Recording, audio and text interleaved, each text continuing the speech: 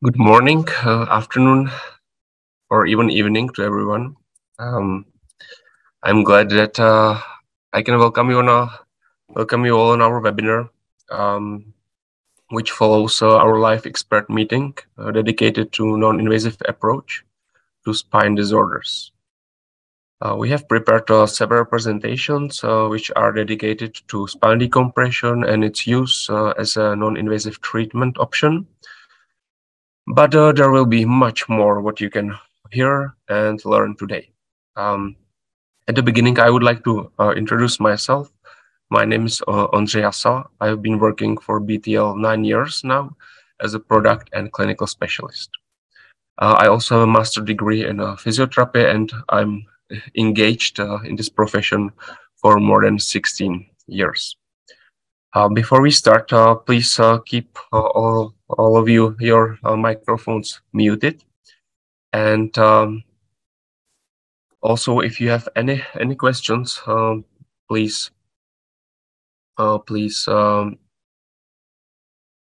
just write it into the chat. Okay. So I will share my screen now, and we can start.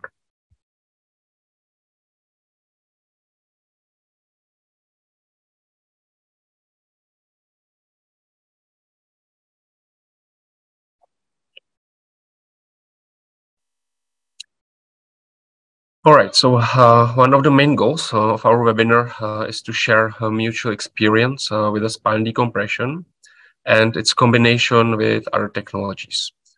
So what you can expect during my presentation are some information about clinical cases, which we have which we already did, and sharing also experience from other doctors and physiotherapists in using spinal decompression as a monotherapy, and also in combination with other technologies. And also at the end, I would like to show you some clinical evidence.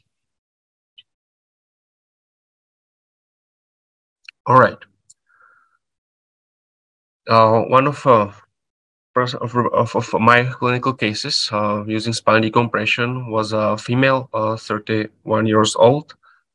She was an accountant, and she had quite serious problem with sitting position. She wasn't able to sit when I met her, and she had that paramedian protrusion with the compression of S1 nerve root on the left side. And the time when I met her, she already underwent a lot of kind of different therapies, exercises, physical with other physical modalities, therapies with other physical modalities, and she had no effect. So she have decided to start again only with a spinal decompression. So we use it only this therapy. Based on my evaluation, I have decided for extension position in prone. So her directional preference was in extension. And we played a little bit with the angle of the upper part. And at the end, she attended 4 therapies in 4 weeks. And we applied to this herniation protocol in this position every therapy. Here I have some before and after pictures. What I would say that the most significant change was that after the series of the treatment, she was able to sit again. The other case is a worker from our factory. She's assembling our devices. So it's she's in the same position all day, and she suffered with very strong persisting paresthesia, left-sided, and that's why I decided to put her in the sideline flexion position on her right side, just to relieve her pain, relieve symptoms and paresthesia. And in this position, we were able to do therapy. And after 2 therapies, she was perfectly okay without any paresthesia. any other problems or dysfunctions. So I would say that from my evaluation, there was a significant remission of all her symptoms. And there was just slight like 10% remaining of some slight pain and slight tingling in the hip.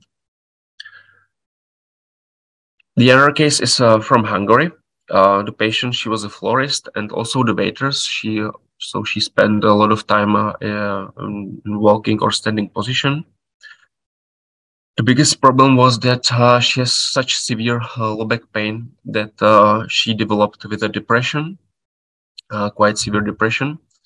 And when she approached my colleague, she was already quite depressed.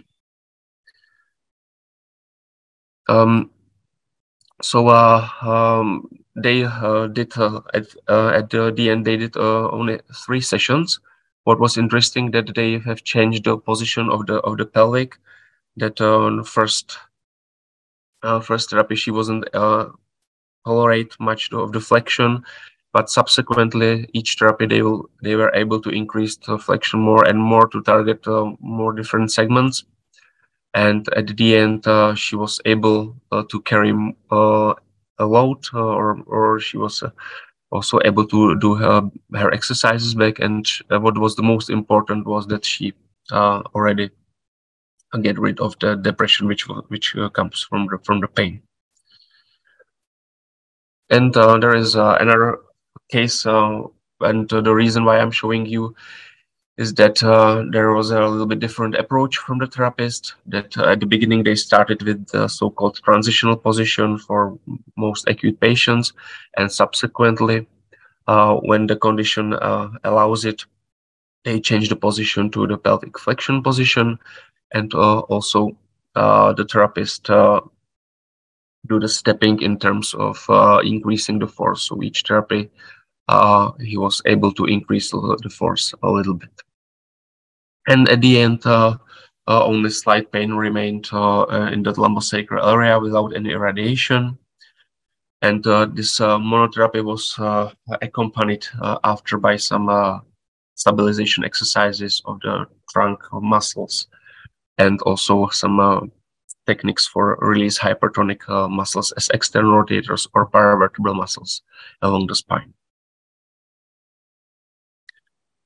Then now I would like to share with you, let's say, experience with the combination of the spinal decompression and other physical modalities. Now it's like an emerging field in the non-invasive approach for spine disorders.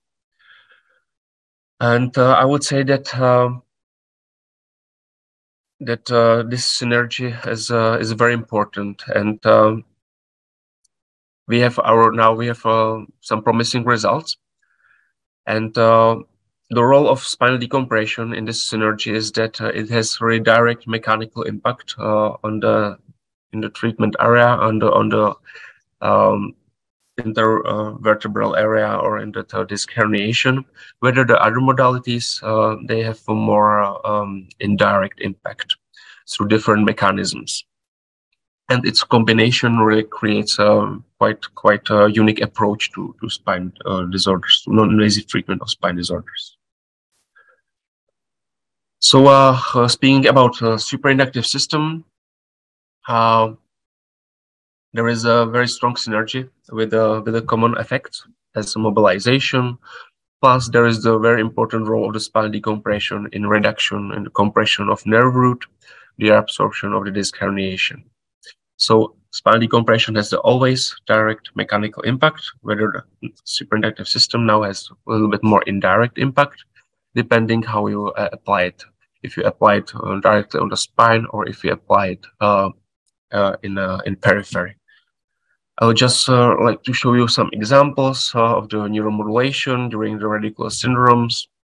It could be the radicular syndrome C7, or it could be the radicular syndrome in the region of the lumbosacral part of the spine.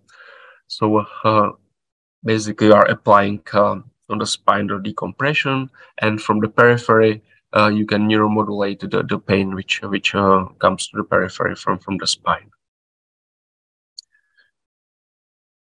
Another example is that you can use the SIS subsequently with the decompression to have some more joint mobilization effect for thoracolumbar area, which is a little bit harder to target with spine decompression.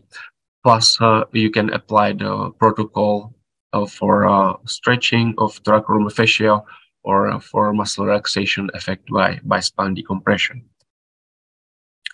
And another example of applying this combination on extremity. So it very nicely works with the femoral neuropathy or the hip impingement syndrome, where with the SIS you are doing the pain management protocol, and with the spinal decompression you are decreasing the soft tissue tension around the hip joint area.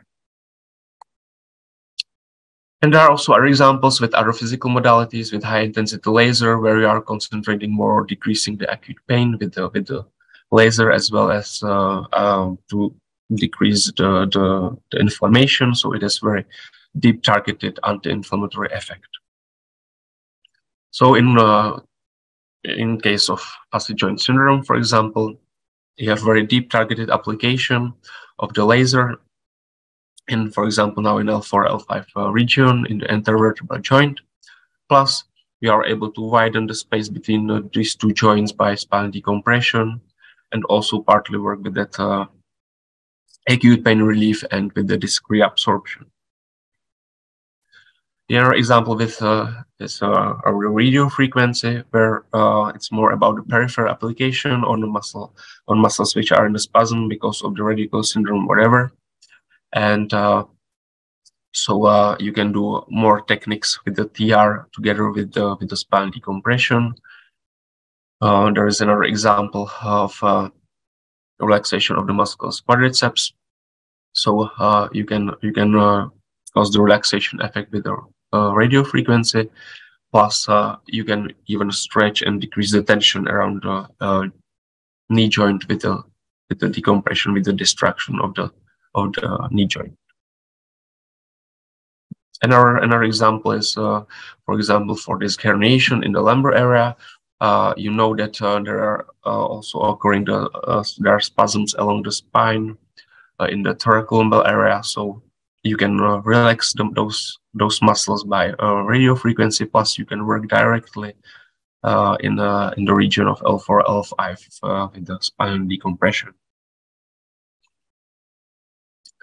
With the focused and radial shockwave, it's a little bit a different approach, because here, especially with the focused shockwave, the principal treatment method will be the focused shockwave, and decompression will help with that soft tissue stretching around the joint, and a little bit increase the penetration effect, because you are again widening space between two joints. So decompression decreases the soft tissue tension around the joint and ease the penetration, thanks to widening the intra-articular spaces. And of course, with the focused shockwave, you are restarting the healing processes at the joint-related chronic pathologies. So here's the example of applying on the shoulder joint, where we are accelerating the regeneration of the tendon, for example, biceps brachii, in biceps brachii tendinopathy, and with the decompression, we are increasing the tension of other soft tissue around this joint. And another example with the radial shockwave, we can very nicely work with the muscle spasm, which is connected with some specific trigger point, for example, in musculus trapezius. So with the decompression, we are decreasing the tone of the whole area for the whole cervical region. Plus, you can be more concentrated on the trigger point with the radial shockwave.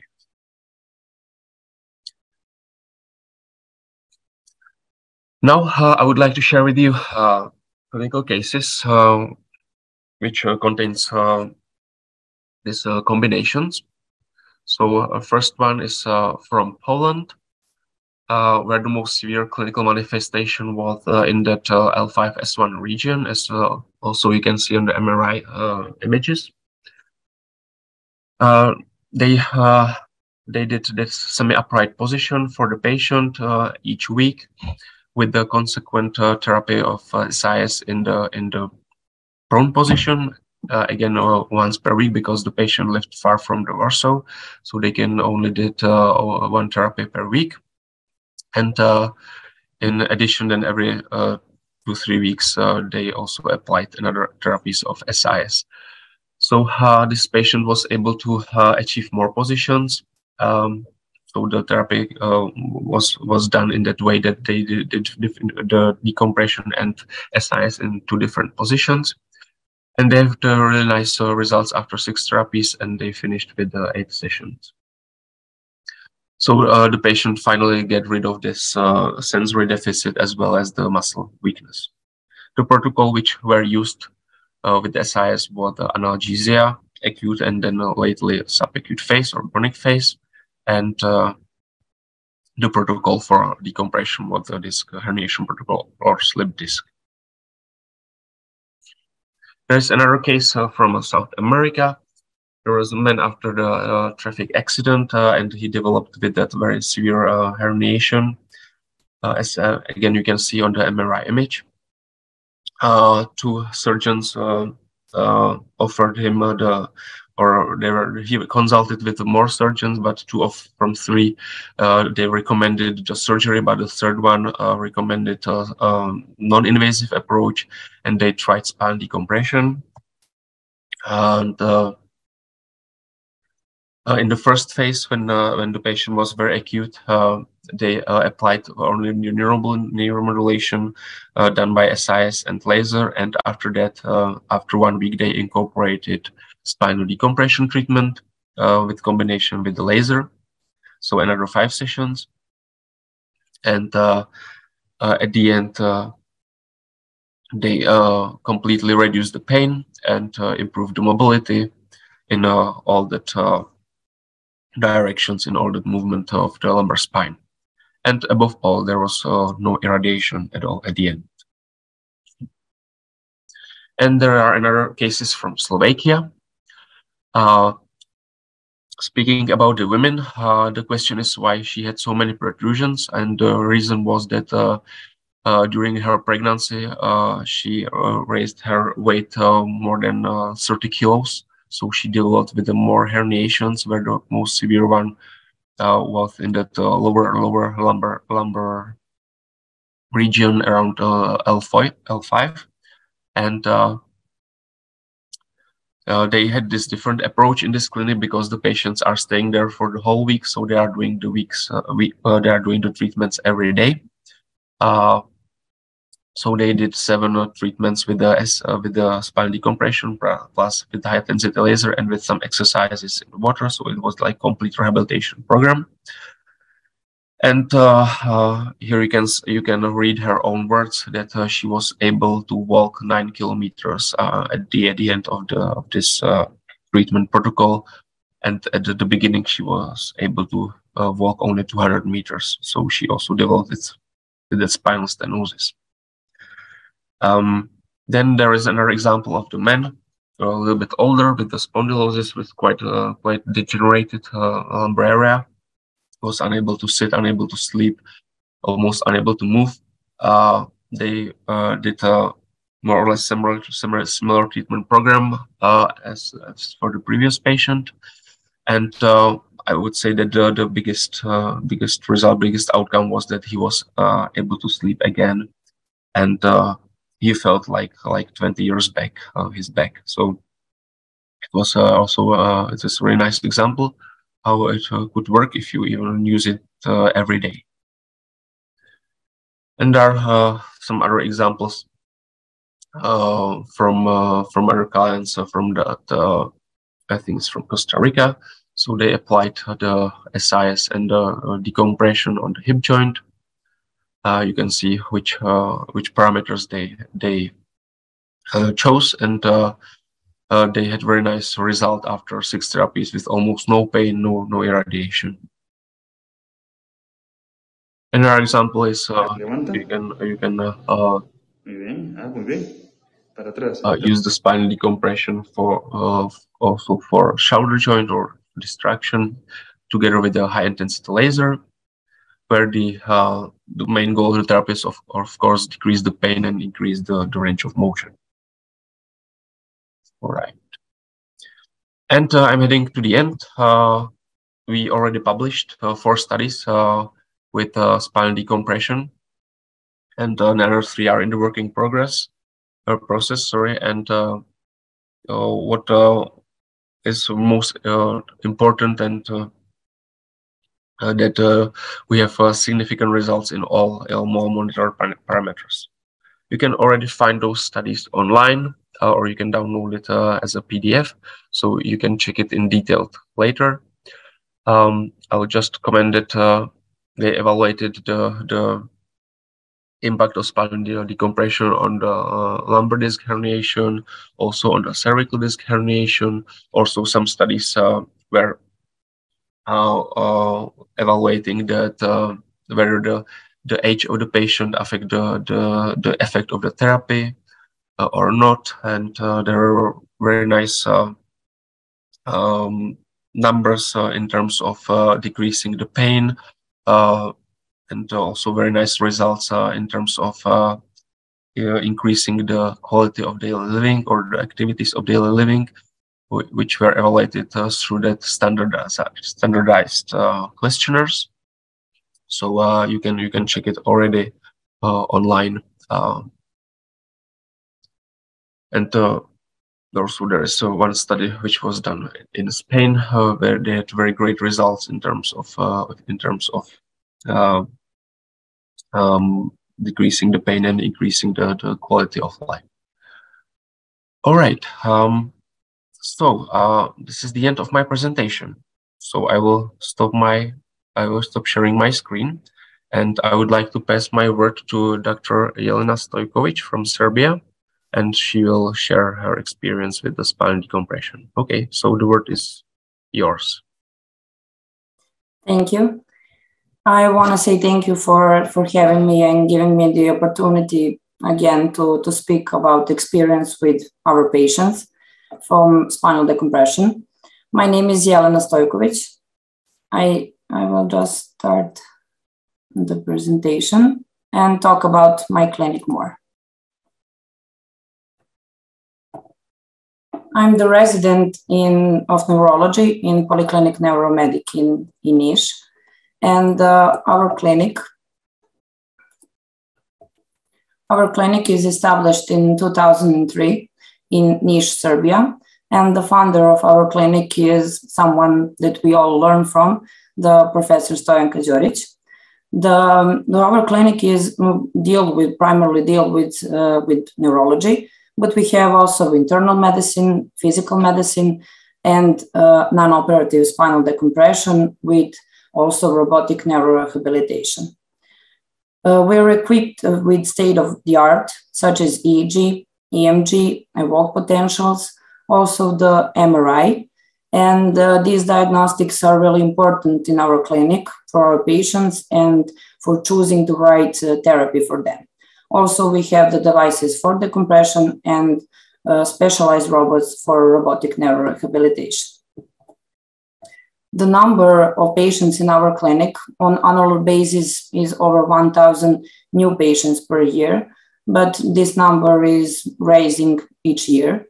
The most common indications for the treatment of our patients are disc herniations of the lumbar and the cervical spine, which we treat with non-operative spinal decompression, also in combination with other physical procedures.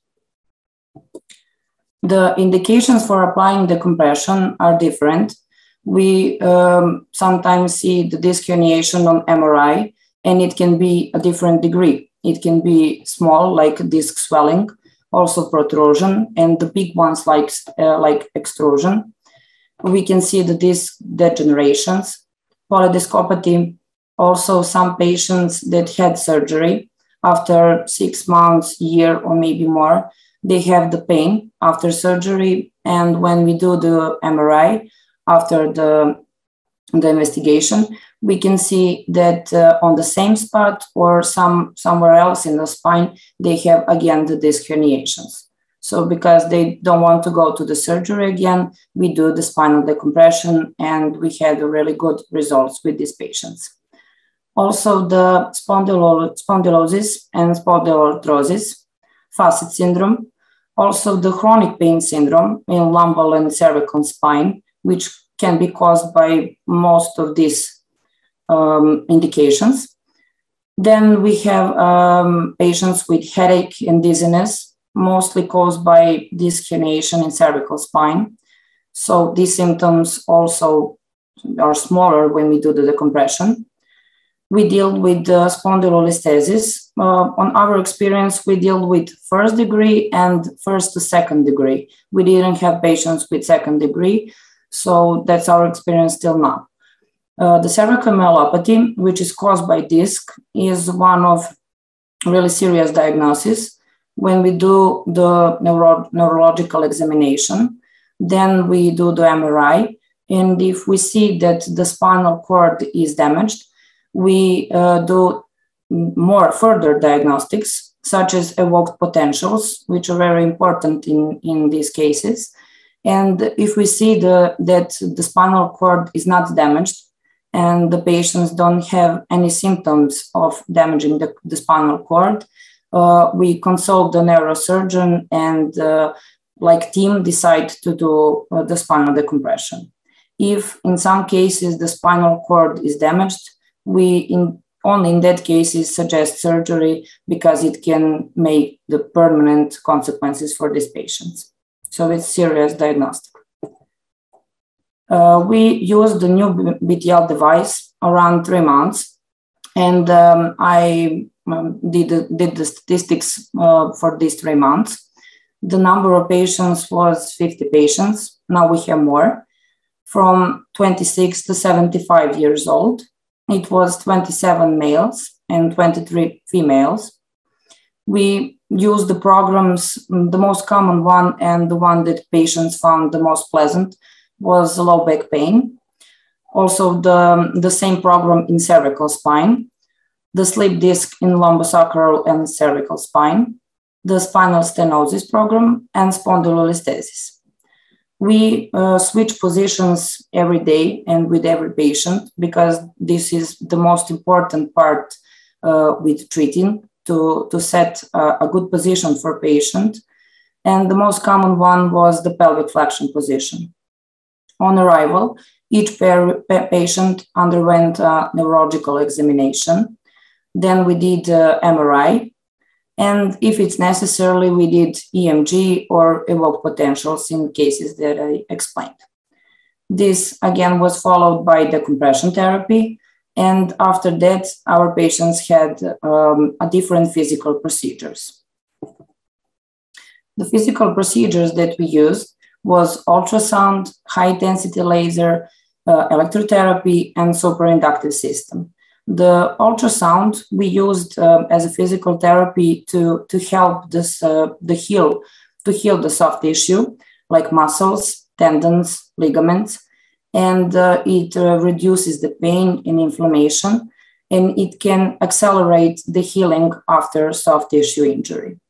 We mostly used it in combination with electrotherapy, but sometimes as monotherapy, and mostly for patients that have the problems with cervical part of the spine. The high-intensity laser is one physical procedure that stimulates the tissue to faster the oxygen exchange, and it can increase the production of body energy. So the therapeutic effect of the laser is based on biostimulation of the cellular processes, and in that part, it reduces the pain and faster the recovery. The electrotherapy we used as monotherapy and in combination with the previous ones. And if we had patients with foot weakness caused by disc extrusion mostly, we did electric stimulations for the foot and we had the goal result. The latest physical procedure that we used is superinductive system. And we used it mostly as monotherapy, but also in combination with our previous ones. The superinductive system is designed to treat painful muscular and joint skeletal conditions. And the good part is that you can use it without operator. So you save time and you help the patient at the same time. We used for our patients from decompression because they had acute or chronic pain in the different parts of the body, mostly the lower part of the spine. Sometimes the pain along the leg also we treated with superinductive system. The muscle spasm and the muscle weakness, which is mostly present with in our patients from robotic neurorehabilitation, because these patients have a different neurological problems after some vascular insults or after a spine injury. They have a strong muscle spasm and weakness, so we also treat them with superinductive system. And we have really good results with this physical procedure. The results was reduction in acute and chronic pain, the reduction in muscle spasm, and also the better support of fracture healing. Now I will talk about some statistics, and I will show you a different diagnosis, the different degree of hernia, and some results before and after. We had 17 patients with disc extrusion, and the symptoms before therapy was mostly acute pain in the lower part of the spine, spreading along the legs. They had tingling in the feet and sometimes foot weakness. These patients had on the scale of pain around 8 to 10, and you can see how it was before therapy and how it is after the therapy. Mostly they had around 6 to 12 therapies each day in one cycle. Now we have some patients that after some time of pause, like 2 or 3 weeks, they came again on another cycle of therapy. And the symptoms after therapy was reduction in pain, reduction in muscle spasm, better mobility. They could walk, they could sit or sleep, and in the beginning, most of them couldn't do any of that. The tingle in legs is also reduced, and patients also saw the benefit and after the therapy. In that period of pauses between cycles, their scale of pain stayed on the lower, and that's the reason why they came again to us. The most common program that we used was low back pain and slip disc, and the physical procedures that followed the compression was superinductive system and mostly electric stimulation. We had 27 patients with disc protrusion. This is the most common indication, and the symptoms was acute or sometimes chronic pain in the lower part of the spine, spreading along the legs, and tingling in feet. Also, we had 2 patients with chronic pain in cervical spine. These patients had dizziness, headache, and pain in cervical spine.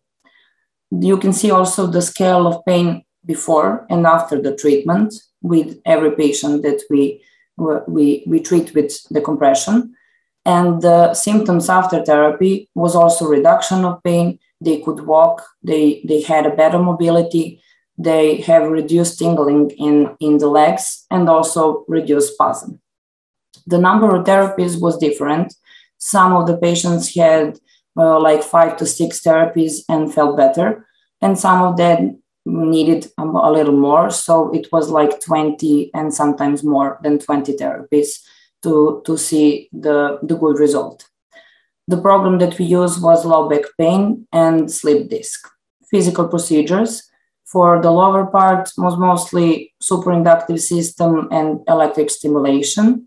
And for the patient with pain in cervical spine, mostly electric stimulation in combination with ultrasound. We had 5 patients with spinal stenosis. This state is mostly followed by also extrusion in that part of the spine.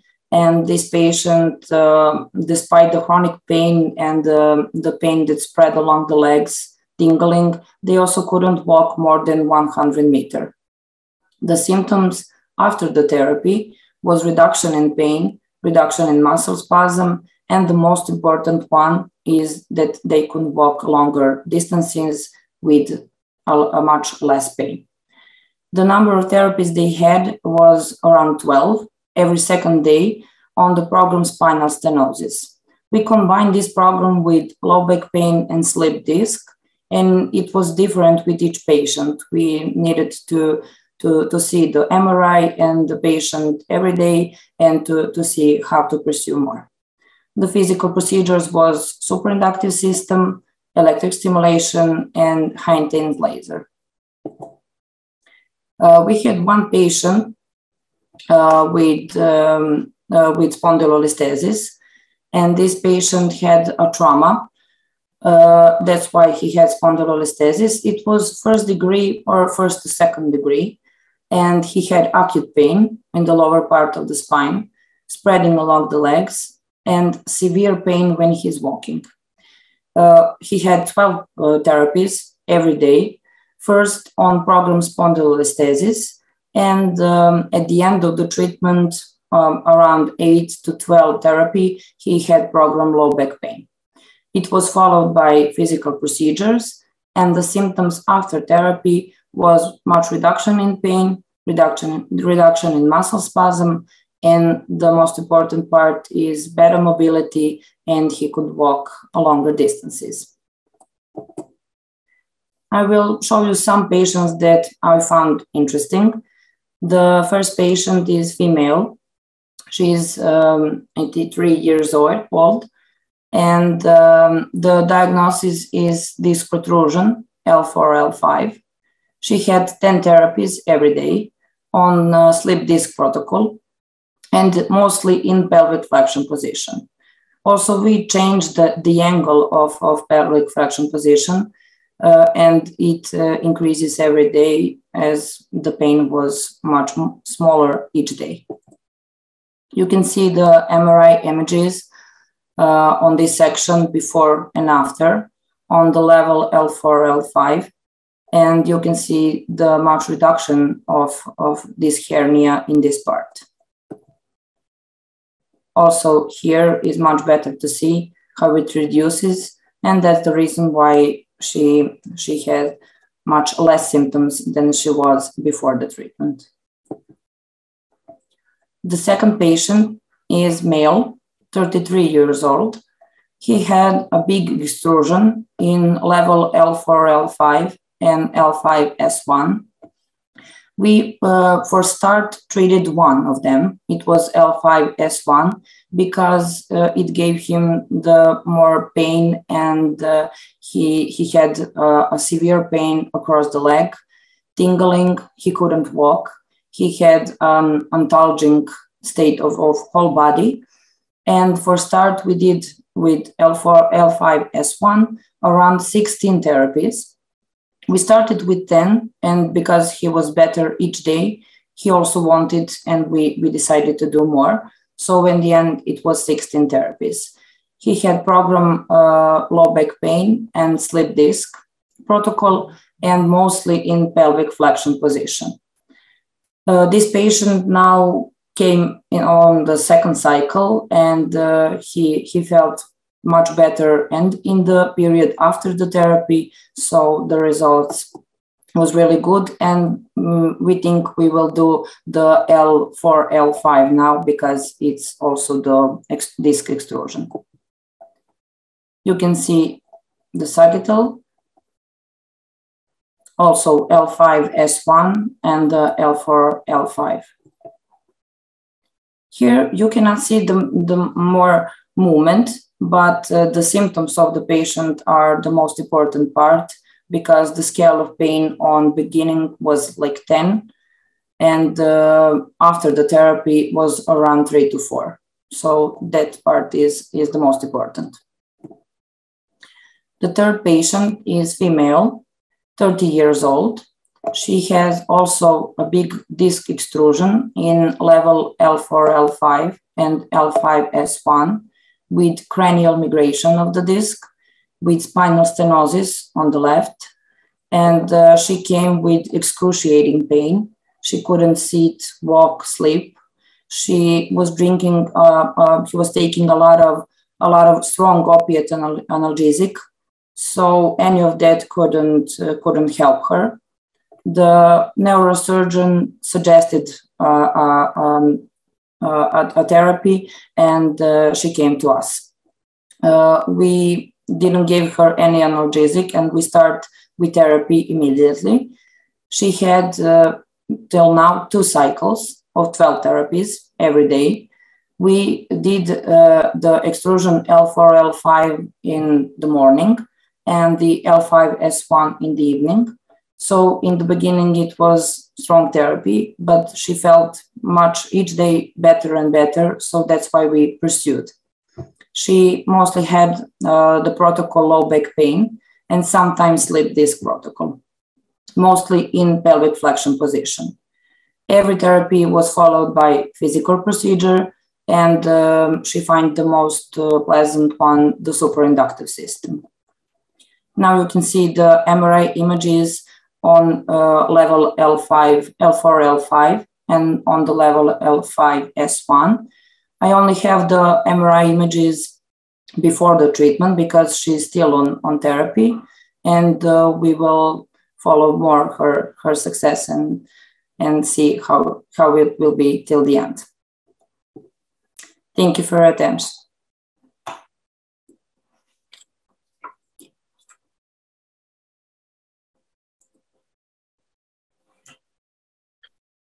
Okay, Jelena, thank you very much for your presentation. What I would like to highlight here is that it's very nice that you have a possibility to do MRI almost at each patient, because you have your own resonance at your clinic. And also patients are staying there for a longer period of time, yes. Almost as in the hotel. And I would like to also highlight that you have really high efficiency in treatment of disc herniation and spinal stenosis. So thank you for your presentation. It was very nice. And now I would like to pass my word to Dr. from Mexico. But there's, of course, very big time difference. So he recorded a video for us. So let me share his presentation through video recording. Hopefully you will like it and enjoy it. So I will share my screen now, and we can go.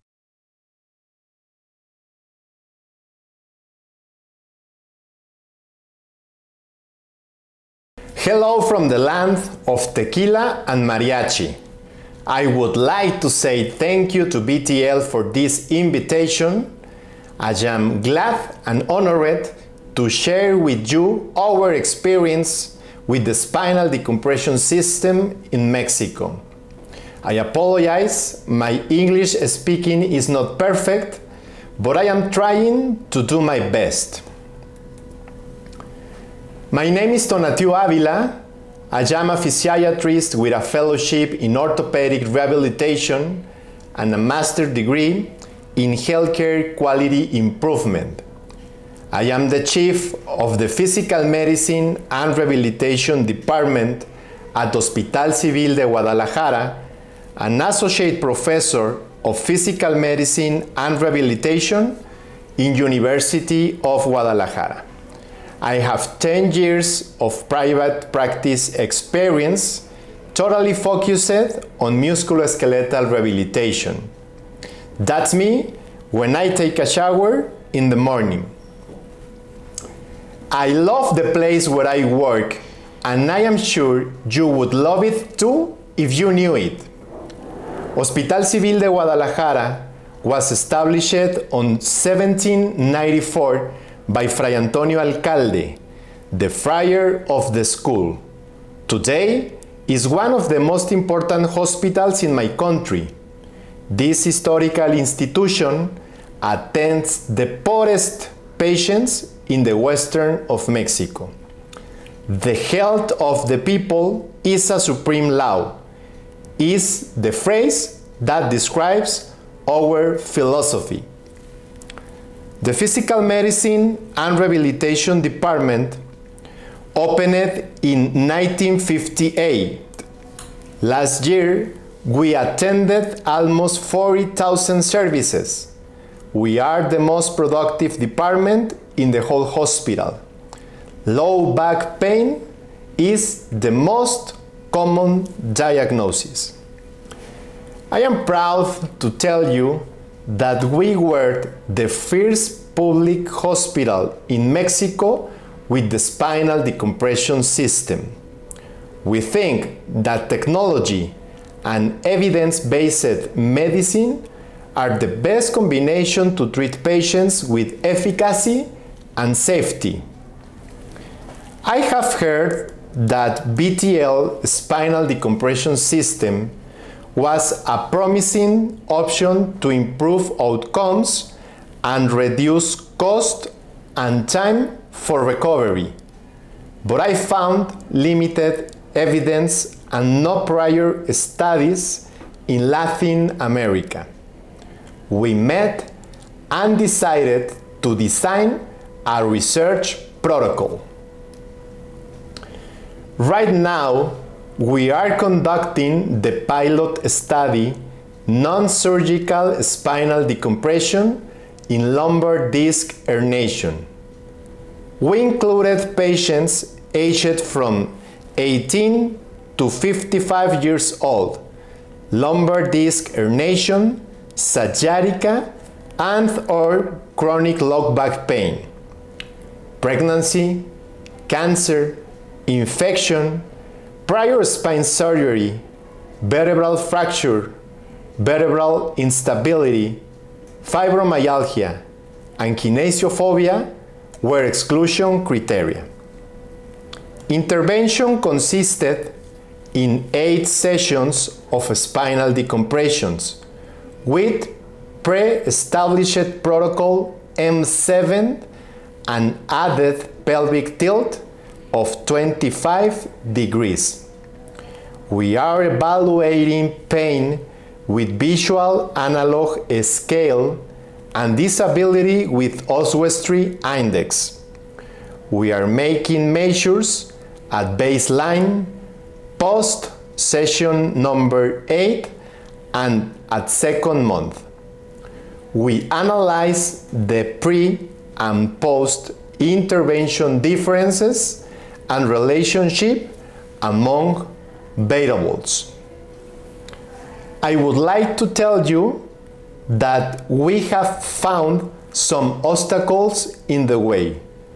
Initially, we met with the chiefs and attending physicians of neurosurgery and orthopedic departments, but they did not believe in the spinal decompression efficacy. We asked for help to our social communication team, the people that coordinate social media, interviews, and articles in newspapers. They created a multimodal campaign named Treatment of Lumbar Disc Herniation with the Spinal Decompression System. It had an amazing response. We received more than 200 calls in 3 weeks.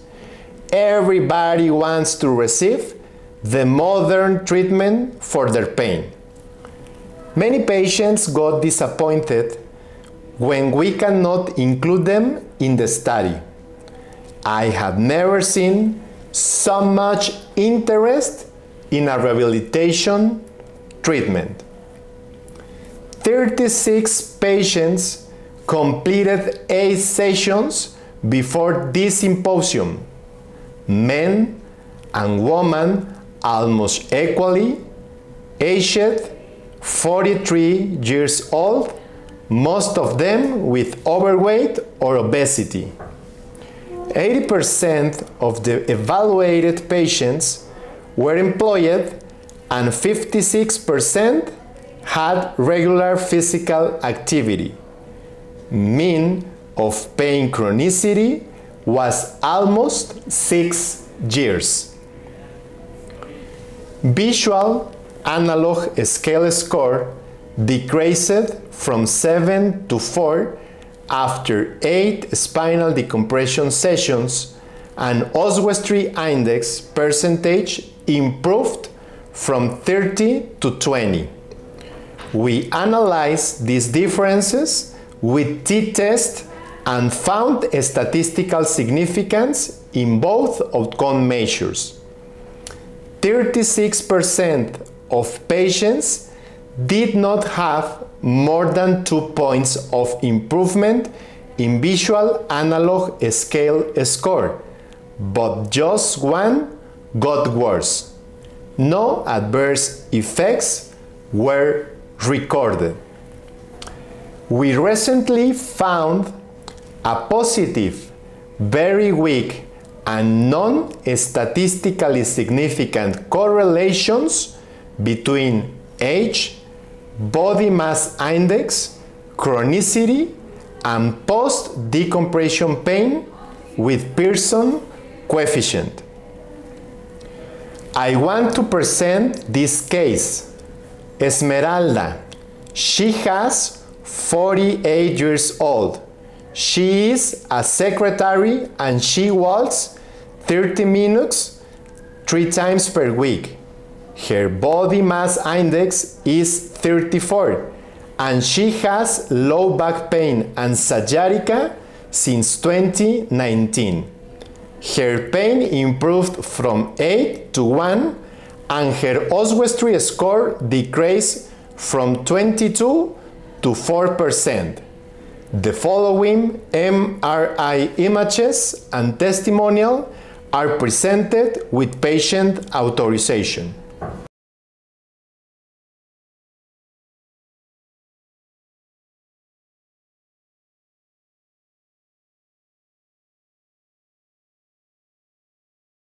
¿Cuál fue su experiencia con el sistema de descompresión vertebral?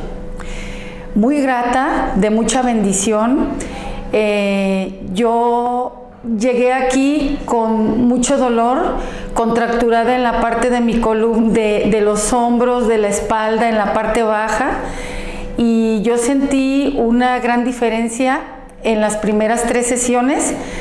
Se fue disminuyendo el dolor y poco a poco durante estas 8 sesiones, gracias a Dios y a ustedes, bueno, pues ya he perdido 2 kilos, ya me puedo mover, ya puedo llevar una vida más funcional, ya estoy haciendo ejercicio y ya el lunes regreso a trabajar. Fue de gran bendición.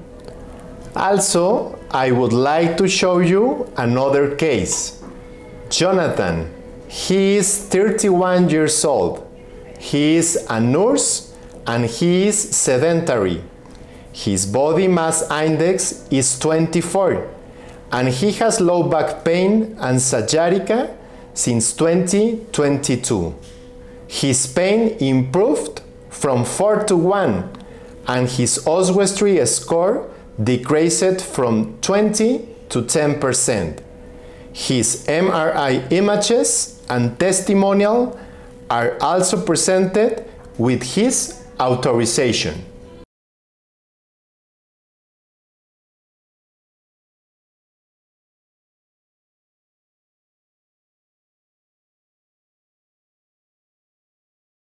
¿Cuál fue tu experiencia con el sistema de descompresión vertebral? Fue una buena experiencia por el hecho de que, a pesar de que no se fueron las molestias completamente, pero se redujo mucho el dolor, el sentimiento de inflamación en el área lumbar, y eso genera mucho descanso y obviamente te quita un peso de encima. Our preliminary conclusions are the following. Spinal decompression was safe and effective to reduce pain and disability. It is important to say that spinal decompression is not for all patients, and not all patients will improve with spinal decompression, but most will have good clinical outcomes. Spinal decompression could reduce healthcare-related costs and reduce time for recovery in patients with lumbar disc pathologies. It is very important to complete the follow-up of our pilot study and conduct further randomized controlled researches to increase its evidence. This is our experience with the spinal decompression system at Hospital Civil de Guadalajara in Mexico. Here you have my email address, my Instagram and my Twitter accounts. Please let me know any question or suggestion you could have. Congratulations to BTL for the symposium. Thank you very much for your attention.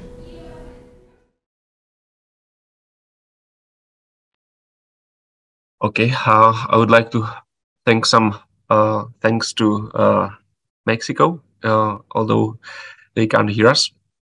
What I would like to highlight about this presentation is that they really designed standardized research protocol for conducting that study.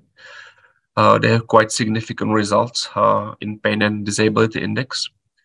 And they are really those pioneers in the spinal decompression treatment in Mexico. And now I would like to pass my word to Italy, to Dr. Vincenzo Modica. So it's all yours. Good morning for everyone. Thank you so much. It's a pleasure to be here again with you, Ondřej, after the meeting of PRAY, and to be here to show all over our customers our experience from spinal decompression system from Italy. I want to start with my relation. I want to show you my screen. Okay, thank you so much. That's okay. Read. My name is Vincenzo di Modica, and my clinic is located in southern Italy, the region Calabria, the city Rende, the Cosenza, exactly the province. My clinic is a private medical office with 7 employees, and we provide rehabilitation, physical medicine, and advanced aesthetic medicine. Our patients cover all of age groups, most of all with pathologies of the spine. Perhaps the 74% of patients treated with spinal decompression systems. In my experience, in my study, I use only BTL device, and I have started my cooperation with the company 6 years ago. And I started with using with SIS 6 years ago with several case reports. Perhaps I wrote a book about this device, the first book in Italy that talks about very high intensity pulsed electromagnetic fields. Actually, I'm working on experimental protocols that are based on the synergy of our devices in resolving spinal pathologies. Okay, go. This is the first clinical case. The first clinical case that I will present are the result of years of work on the pathologies of the colon in synergy with BTL Italy and the close cooperation between rehabilitation, physical medicine, and neurosurgery in the person of Dr. Giuseppe Sharon. He is a neurosurgeon. We're going to show you the first clinical case. We have a man, BL, 49 years old. He's an engineer with normal physical constitution, an increased presence of adipose tissue, no surgical operation or disease worry or note, and does not practice motor activity. He came in to my study in the okay, reporting pain and lumbar functional limitation since March of last year, a functional impotence of the left leg, difficulty of maintaining upright position. He practiced self-medication without any result. The show-ups of 18 of October evaluation with presence of clinical symptoms. We done the screening of referral with Dr. Sharon, and we recommended the patient a lumbar MRI. Here we have the first MRI of 24 of October. We're going to show you the image, but and the reports. Here I evidenced the report before our protocol, experimental protocol with spinal decompression system on all over BTL devices. L4, L5, gross disc herniation expelled in the left median paramedian area, which causes conflict with emerging nerve roots. Here we see better the image in the report, so we can see the disc herniated in L4, L5, and what I said and when I wrote you in the reports. Here we have the patient during the treatment in my study, and we decided to give him a 2-month protocol. Was carried out with 5 weekly sessions for the first 2 weeks, to follow 3 weekly sessions until the end of the second month. After the specialist checkup, we went down to 2 weekly maintenance sessions for a month. In the first period, we decided to 5 sessions weekly because the electromyography was serious, because we find a serious compression on the root of L5. We can see also here the second MRI on the 23 of January with the reports. Here we read together the reports of MRI, and we can see L4, L5, disc herniation expelled in the median paramedian area, which imprints the ventral surface of the dural sacs. The aforementioned finding appears to have clearly decreased in size compared to a previous instrumental examination performed at this site of 20 of October. And here we can see together the second MRI with the good improvement of the patient and the situation of that herniated disc. But I want to show you better the cooperation to the first MRI and the second MRI after our experimental protocol with spinal decompression system and all over BTL device. I want to tell you that I adopted as a choice among the program available on the spinal decompression system. Initially, muscle strain to obtain a release effect on the myofascial structures, and then the slip disc program by positioning the couch according to the angles useful to be able to work on the disc compartment object of the study. This is the first clinical case. We go to the second clinical case, and we can see also, I want to tell you also a thing in this case. And we can see the imaging comparatively because in the muscle strain protocol, by virtue of the fact that the patient weight was 19 kilograms, I adopted weight less of than 85 kilograms as an entry level in order not to overstress the extremely retracted myofascial structures. Then, with the improvement, we decided to use the right weight of the patient. I think so it's better, especially in that patient that they comes in our study with an height bus scale, to be able to give slowly the effect without any risk of rebound effect.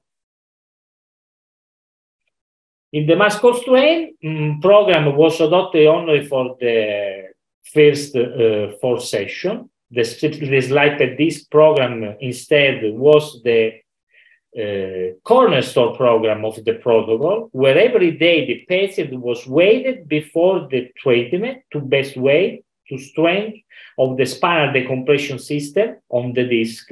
And this wallet was useful because with the passing on the days and session, and thanks to the patient improvement, we even management they perform a standard traction by always adopting a traction force equal to the patient weight without that I told you after before any rebound effect.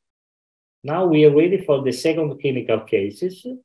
We have a woman, LBH, 15 years old. She is an employer, normal physical constitution, increased presence of adipose tissue, no surgical operation or disease worry or no, and does not practice motor activity. The previous surgeon has recommended surgery in October.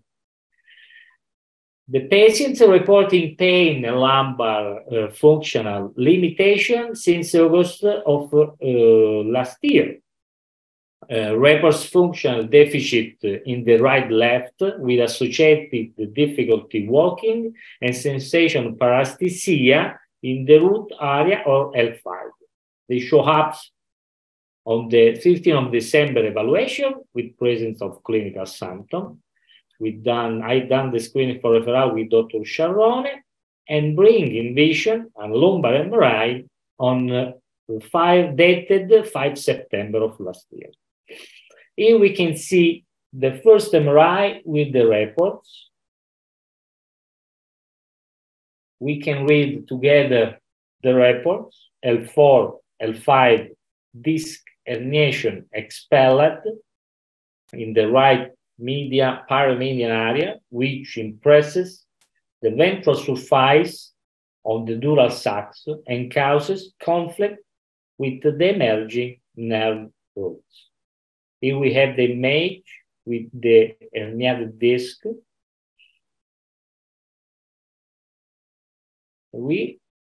This is the patient during the treatment in my study.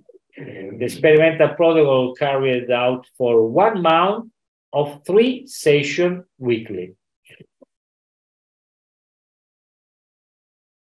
Here we have the second MRI on the 15th of February. We can read together the reports. L4, L5, expelled posterior median disc herniation, which causes compressive effects on the ventral surface of the dural sacs.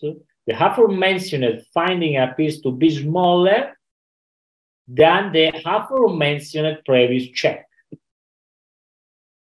And we can see together the image of the second MRI of February.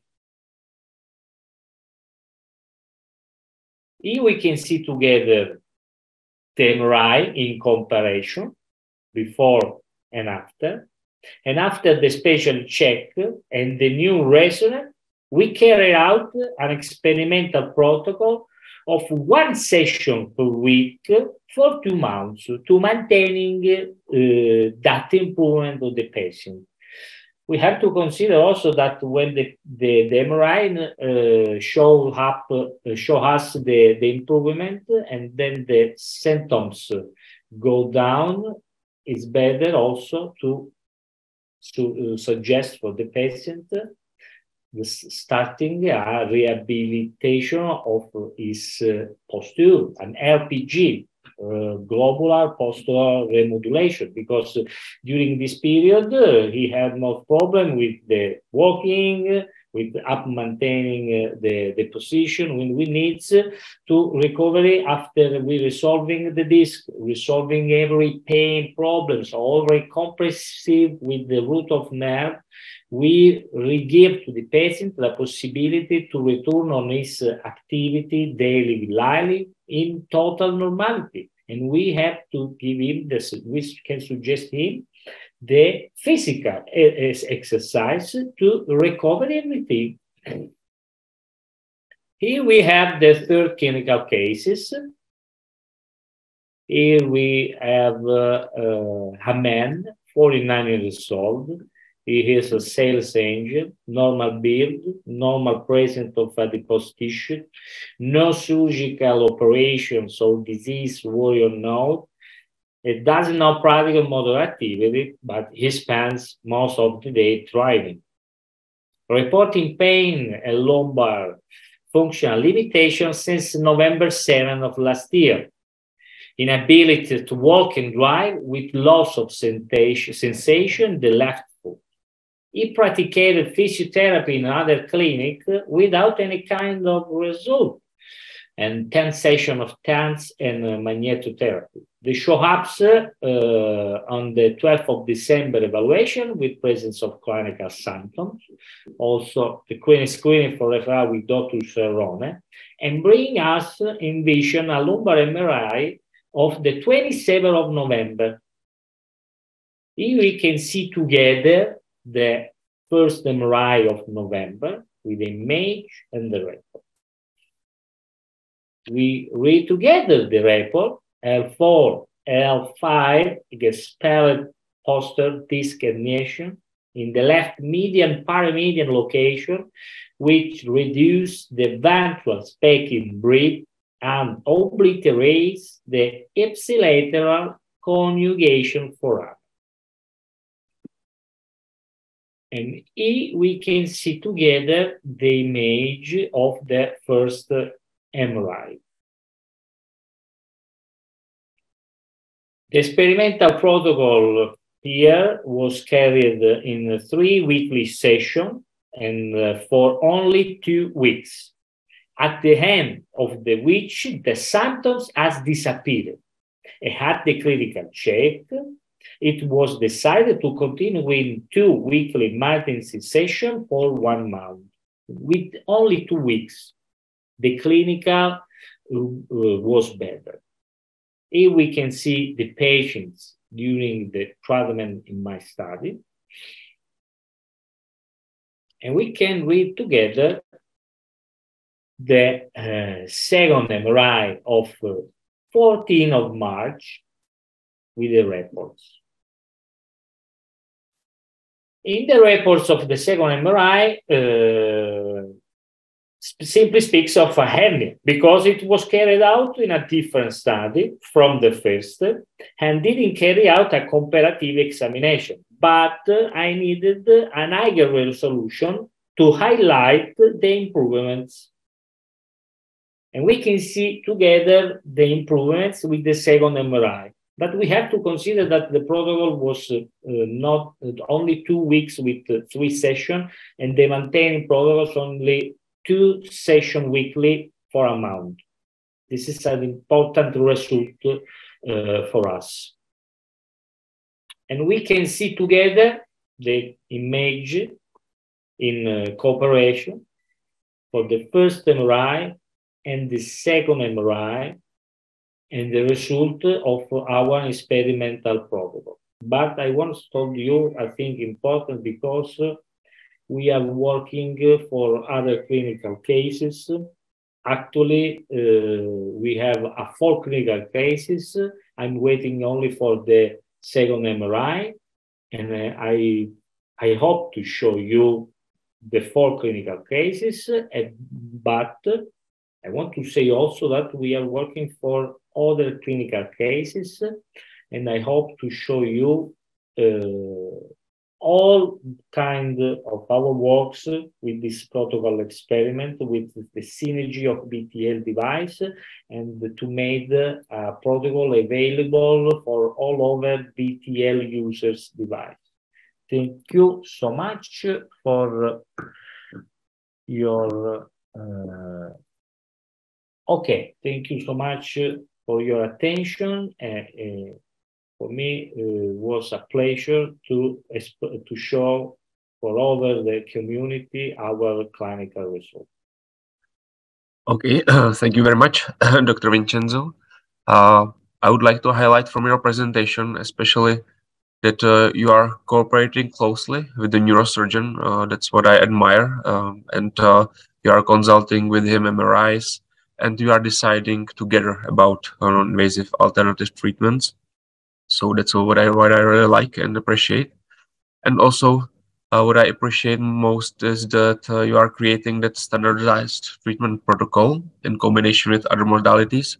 And I'm looking forward to your results, and so you will present this protocol to other people. Okay, so now if you can stop share your screen, I think you already did it. Thank you. Now we have some space for question and answers. There is already one question related to positioning of the patient. So it's a question from Khalid Al-Zubi. How decided treatment patient position for decompression, according to what? So I would like to share my screen shortly to show one or two slides about this topic. So basically, what you need to do is to, of course, among taking detailed history of the pain symptoms, you need to identify movements and positions that are causing pain relief or that are causing pain worsening or other symptoms worsening. So basically, you are trying to look for a directional preference of the patient. And the directional preference is that position or movement direction, which causes pain relief or causes pain centralization. So we are always looking for pain centralization, not peripheralization. Okay, so I'll stop share my screen. And I'm waiting for other questions and answers.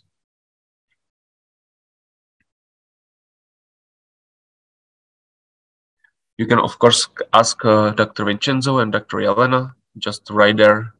That this is the question for Jelena or for Dr. Vincenzo or for me. Okay. Okay, there is another question. About the woman, yeah, I don't know. I want to be only me. I can see the question. So wait, I'm waiting for another question from Daniela Rosanda. Okay. I can see only now the hi. Okay. How do you decide intensity of traction force and duration of the treatment? So I will answer by myself, and then you can answer as well. Mostly I'm using the preset protocols, which are designed for different indications, and you are always setting the weight of the patient, and then the force is automatically calculated. And oh, there are so many questions that I lost the first one. And the duration of the treatment is also preset. So basically for a lumbar spine, the treatment time is a little bit longer than for the cervical spine. Do you want to add something, Jelena or Vincenzo? No, we do the same way, so. Okay, thank you. Okay. Okay, we have to consider, I think, first of all, we have to start with the fabric linear indication on the machine, okay? The decisions of the changing some things made for follow-up during the treatment, the responsive by the patient. For example, if the weight is 50 kilograms, no, but the VAS scale is high, we have to consider a less weight or a less traction force for the device. But this kind of idea made for our experience, the experience and the feedback that the patient gives to us. We have to consider the protocols of the machine, the line width for every kind of treatment. Meanwhile, in itinere, in itinere, we can decide to change something, but in according to the patient, the clinic, and also with the surgeon of the kind of discomfort. Everything is open. The peculiarity of our devices that they have with the menu is open to change every kind of factors, no? The strength, the velocity, the weight. And this is an idea, if the therapist of the doctor is able to have the totally control, we have to need the master of our devices. If we have to consider every details, and then we consider that what is better for the patient in that moment. I hope to. This is okay. my. Thank you, Vincenzo. We have to try to answer very, very short answers. Sorry, because we have so many questions. I'm not sure that you will be able to answer them all. So I will go by the time when I received the question from Sabina Taga. Hi, Sabina. The question is about if we can treat the scoliosis or scoliotic attitude. Yes, from my experience, I would say it's more effective for functional scoliosis, where there's some muscle imbalance, than for idiopathic scoliosis. So for functional scoliosis, it's possible. For idiopathic, it's not effective. Then there is another question from Dr. Syed Ali Hussain from Pakistan. Is there any studies available on the efficacy of BTL decompression therapy? Yes, I presented you the 4 studies, but you missed the comparison between decompression and traction in those studies. We haven't done yet such a study, but we will be more than happy if someone can conduct this study, we can compare also the conventional traction and advanced spinal decompression. All right. Then there is some note from Minan Guantai. Sorry that maybe I don't pronounce the name properly. Please elaborate more further on positioning. The positioning part of my presentation is very long. We don't have a time for this, but you can contact BTL person from your country, and you can discuss it a little bit more further.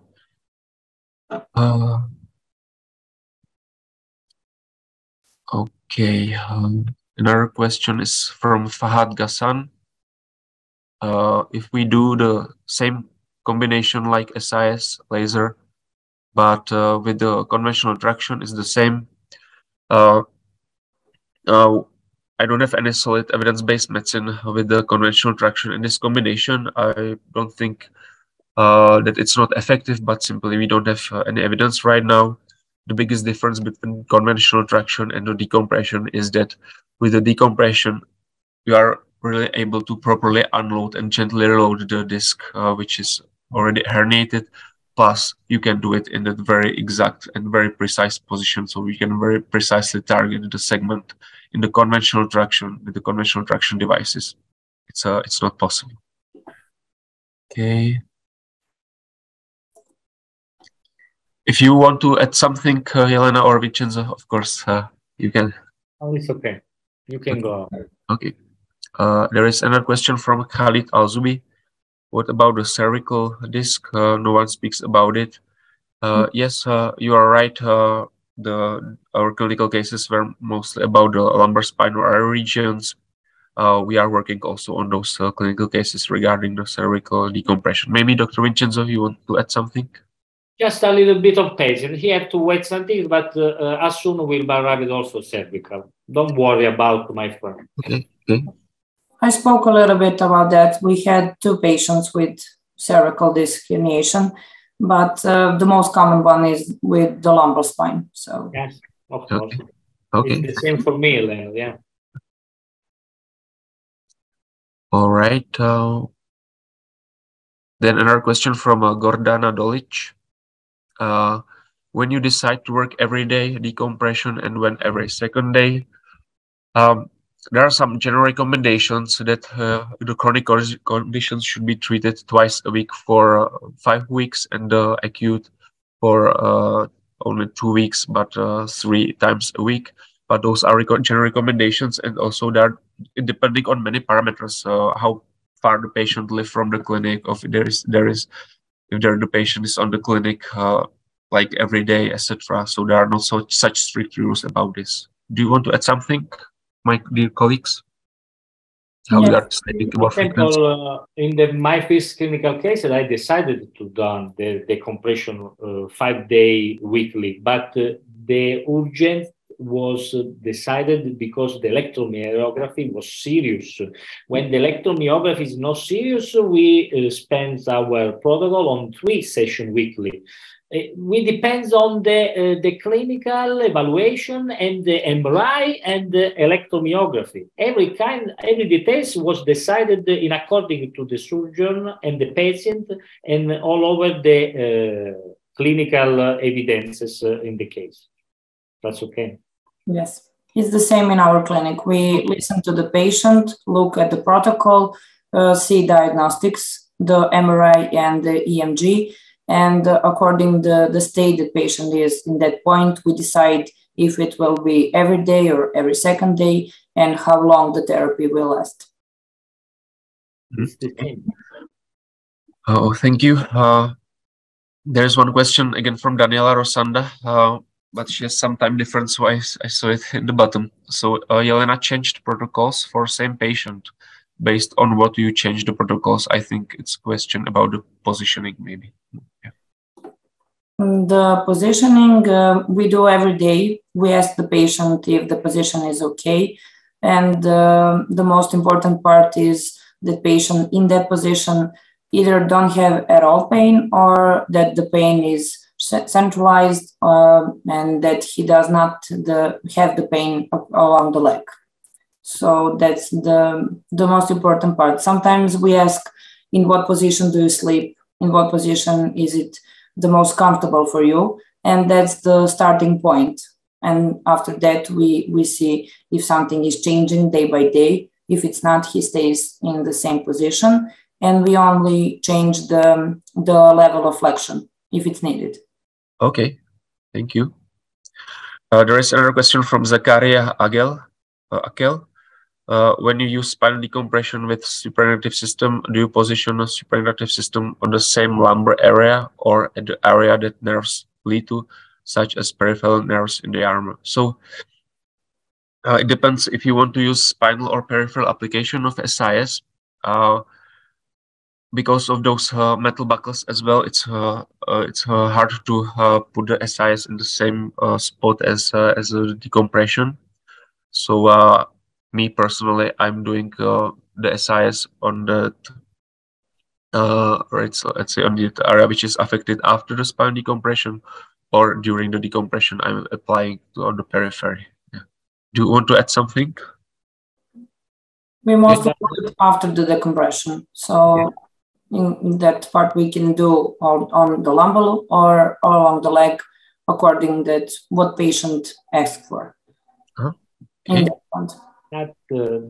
That answer needs another question, because we have to be able to recognize what the real effect on the body of the hyphen. No, if the therapist is able to recognize what the SIS do in the body and what in that moment needs the patient, he needs to be the master also for the SIS. SIS is focused, and the focused electric wave needs all over use for the disc, for the nerve. The necessity is based on the patient. The protocols is a linear guide for generally way, but all patient has his history. And the SIS works better for all of these kind of problems. But the energy, the frequency, the intensity, that is the secret for me. I don't know if you are agreed, but SIS is spendable for everything. But we have to be able to know what kind of SIS is better in that moment. Yes, I agree. And also, I don't recommend to use SIS maybe at the same moment or at the same spot before the spinal decompression, because you can block the pain and it could affect the testing or the, let's say, sensation for the decompression therapy. If you block the pain and you will do the decompression, it might be potentially harmful for the patient. So that's another question from Rodica Lazarisiu, because he or she, sorry, I don't know, asking how do you decide the time and the combination with other therapies? So basically I'm deciding about the combination when I don't have such effect with the monotherapy, so I'm trying to combine it to increase the effectiveness of the therapy. Okay. There are a lot of questions, so let's continue. How do you approach a patient with a lateral shift position, antalgic position, without a sciatic pain, only a low back pain? It's a question from Goran Cvetojevic. So it means we have some antalgic position, and we want to correct it. And if there is no sciatica, it's only if the pain is only in that area. It would refer more for movement disorder than some problem with the disc, with the discompression. So maybe better will be some movement exercises, some joint mobilization protocol on a spinal decompression, and you can position the patient on the belly, and you can try some asymmetric pull as well to decrease the muscle spasm, and you can put the patient into the more flexed position. All right. There is another question from Azari Irawan.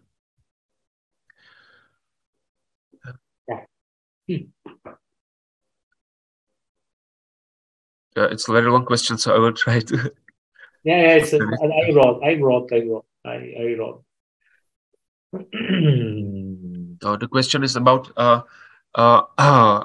how we can explain that the decompression also reduce the tension around the joint, especially when the joint is injured. There is a higher tension of the muscle tissue and the other soft tissues. I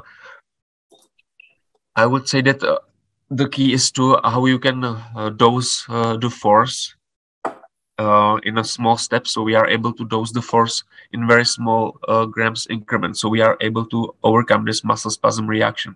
So we are dosing the force very slowly, very precisely in a lot of steps. So we are able to consequently cause that the relaxation effect. It's not fast, strong pull. It's very, very, very precisely dosed. First of all, for me, the tension. First of all, we have to reduce the pain, and then we can consider the traction. If there is the possibility to do the traction, we have to be able to say to the patient to do the traditional treatment, and then we consider the traction. But this is the clinical evidence. The most important things in this our discussion is that we have to know that exactly clinical examination, and then we can do all over the thing. But we have a diagnosis, no? Yes, I totally agree. Then there is another question. Sorry, no, I'm a little bit lost. Sabina Taga. Yes, Sabina, our colleague.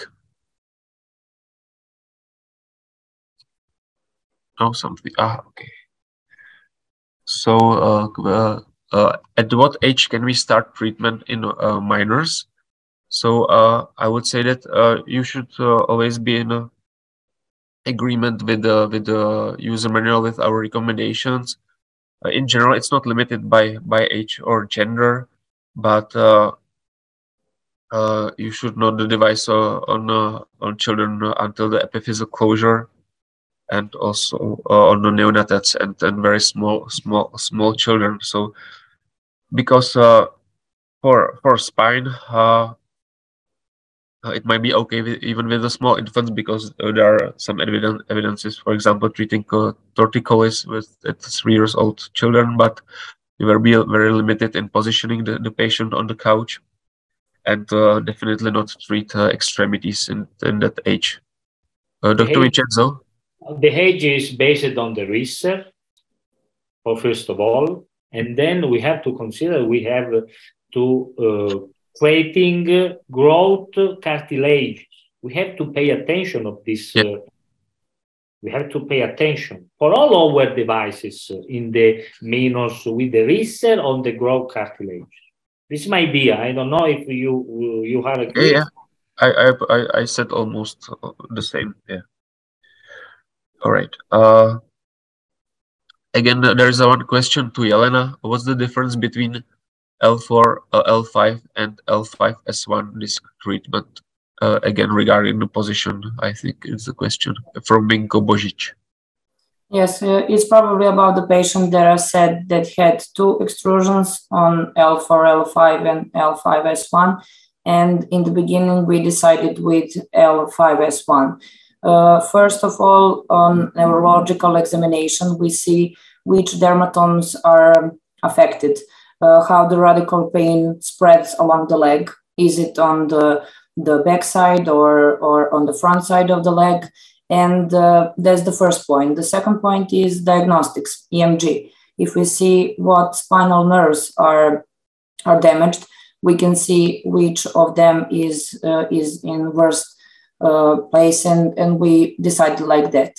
Now in the second cycle with this patient, we will treat L4, L5. So the both of these herniations are for treatment, but in that point we decided L5S1 according to the diagnostics and the neurological examination.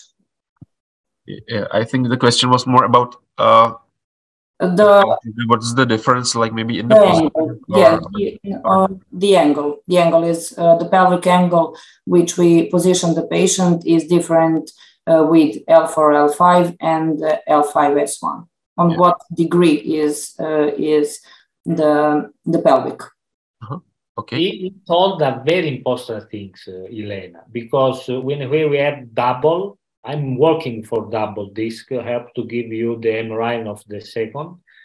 The first important thing is the treatment for the first disc that causes more clinical effect, and then passing for the second. Or in my experience, I don't know if you consider right that I told Jelena, I use a middle angle to according for the double discs. For example, for 5-10 grades, no? In N6, you have no grades for the.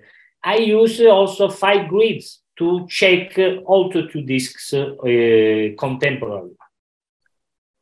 I don't know if. I agree that, and also, let's say every spine is a little bit different, so you will always be on little bit different angles. Not with this, every patient you will be at the same angle, exact same angle. Yes. Yeah. That's why according for the patients all over the things. But my idea is to using something in the medium, in medio stat rictus, saying letting people. Yeah, I agree. So another question is, what are the contraindications in use of spinal decompression? So the full list of contraindication you can find in the user manual of the device. What I would like to highlight that in general, we don't recommend to treat the sequestration, so the first level of herniation. We don't treat spondylolisthesis at the 3rd and 4th grade or 4th level. And of course, there are some more contraindications, relative contraindications, etc. Dr. Vincenzo, you want to add something? The most important thing is to the clinical evaluation. We have to consider the red flag. And for example, in a patient with a serious MOC DEXA, with osteoporosis or a serious we nothing do. Or for example, a cancer survivor, we have to be able to pay attention because we don't know. This is the base of medicine. Spinal decompression system, we have to consider all over the recommendations of all over our devices. Yes. Okay, thank you. From a question from Rolly Demol, is there a comparative study between a surgical intervention versus non-surgical intervention using BTL decompression treatment? Not yet. We don't have such study now. Okay. Question from Malaysia. Can you change parameters on the preset programs? Yes, you can.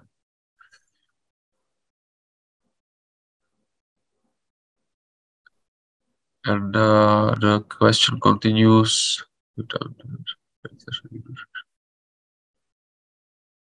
Yes, you can change the minimum force and the speed during the therapy, and you can also change the maximum force when you pause the therapy. You can change it as well. Okay. Question from Georgiana Tarloyu. Hello, how do you manage a patient which doesn't go well? What do you tell to the patient? I'm trying to always change the position if I don't have an effect, or decide for another physical modality. And I don't know how you deal with such patients if you have no effect. Dr. Vincenzo, Dr. Jelena. We also try to change the position, maybe sometimes with medications. But if after around 6 to 7 therapies, the state is not changing, it's the same level of pain, we sometimes stop the therapy. But it was rare cases. Yes, it's the same for me. For example, if we can change the protocols, so we can work first of all only for the pain. We relieve the pain, and then we really start with the protocol based for the pathology of the spine. If the pain is the first problem for the patient, we follow the pain, we resolve the pain, and then we restart to review the protocol. But the clinical, the follow-up is the best thing to do everything. Okay, thank you. Question from Mladen Begovic. What's the common number of decompression procedures for lower back? I think we already answered this. Gordana Dolic, do you have experience with combination cervical and lumbar decompression with same patient? Do you work at the same time? I know only one device which is able to do the decompression or traction in both directions. I strongly not recommend it to do. It's such overload for the whole spine, and it doesn't make any sense. And even I don't do those therapies consequently. So at least 1 day pause between the lumbar and cervical decompression. I want something? Yeah, yes, I agree. For me, it's the same. Okay. Then it's question from Lucian Bobosea. When we will execute the decompression treatment, we already discussed the contraindications. Another question from Khalid Al-Zubi.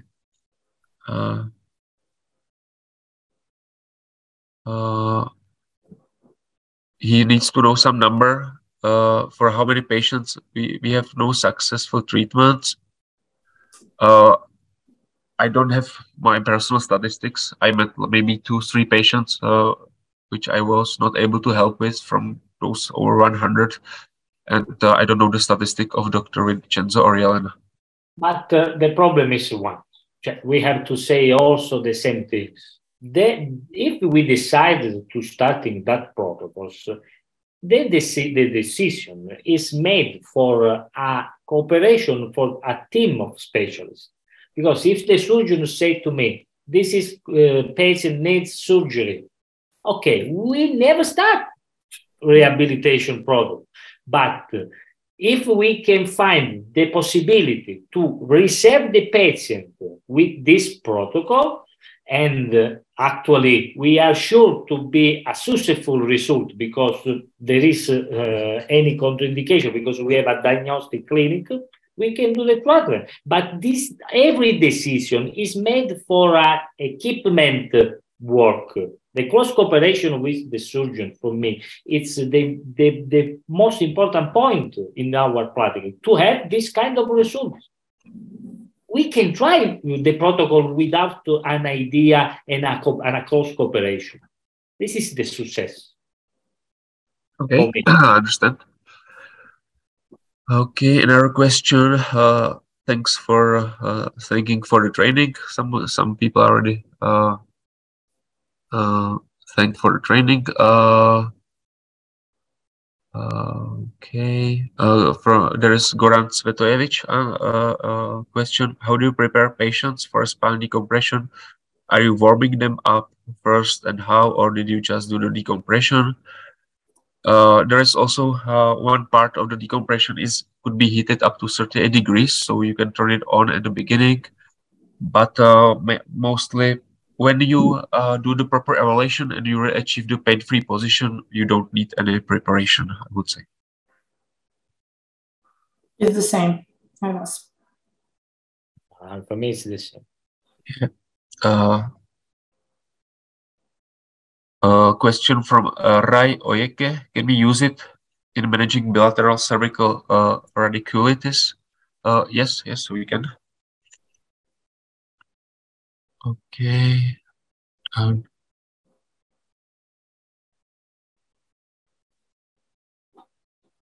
Another question from Sabina Taga. What can we use from BTL devices in ankylosing spondylitis? So again, it's I would decide based on patient symptoms, basically. Yeah, what I need to do. Yeah, so we have several physical modalities. We have several different effects, and that's quite uneasy to answer if we don't have more information. For me, no. We also didn't. No, for me, no, because it's a pathology with autoimmune, no? Yes. No, for me, no. For me, no. Yeah, you can do some, let's say, just treat some consequences, but maybe some pain, or you can work with the pain. Of course, you cannot like treat it for you cannot treat it. You can just control this. Let's say symptomatic treatment. Okay.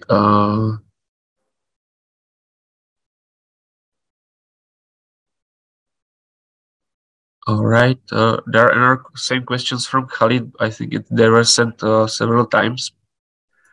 Okay.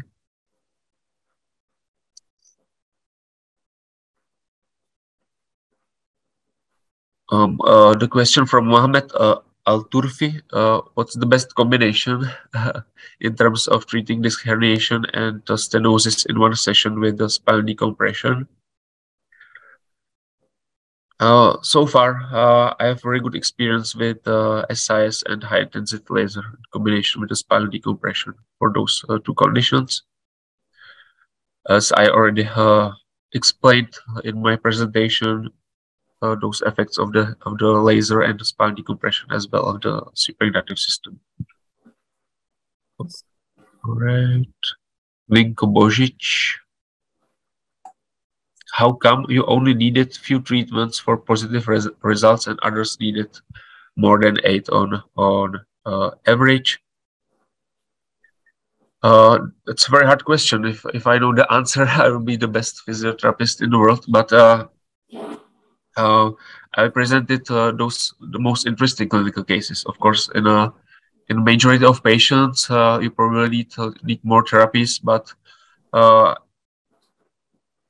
using spinal decompression as a monotherapy, and my result, I think, is based on that I really can choose from the optimal position for the patient. But if you really choose the pain-free position and the condition is not so severe, you can really help the patient after few therapies.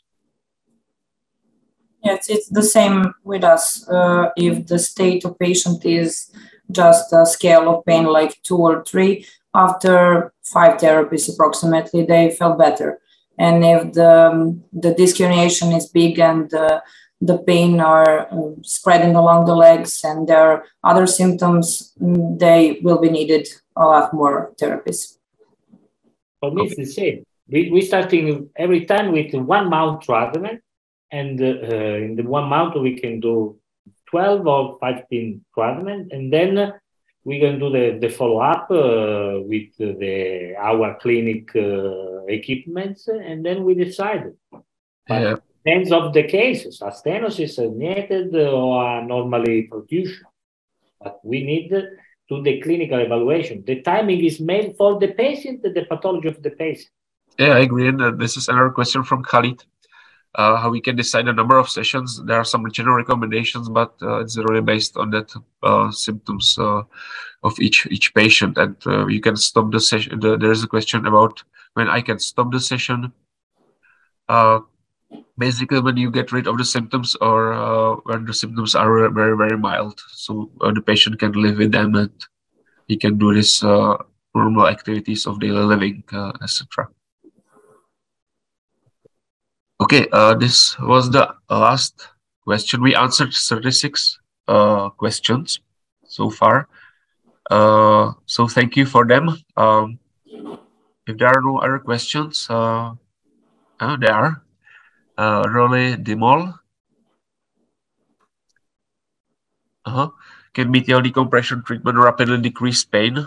The centralization right after the first treatment? Yes, I have such experience if you really choose the right position. And then how long this benefit of one treatment lasts? It's again very hard to answer. You know that you spend with the patient maybe 30 minutes, 60 minutes per week, and then the rest of the week is up on the patient, how he will behave or she.